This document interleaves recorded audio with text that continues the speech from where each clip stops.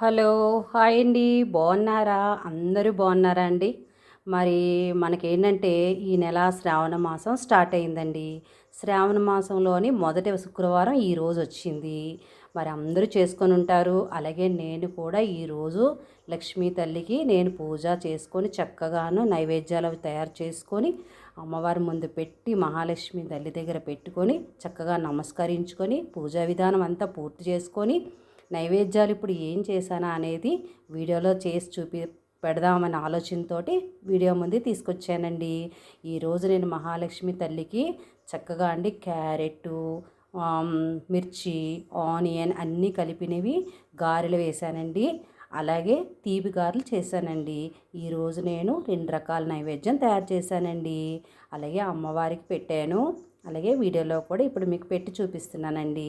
అలాగే మా నైవేద్యాలు కానీ మీకు నచ్చినట్లయితే లైక్ చేయండి, మర్చిపోకండి.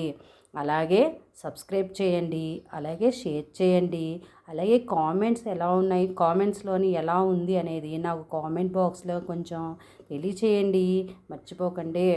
ఈరోజు అందరికీ కూడా శ్రావణ మాస శుక్రవార శుభాకాంక్షలండి.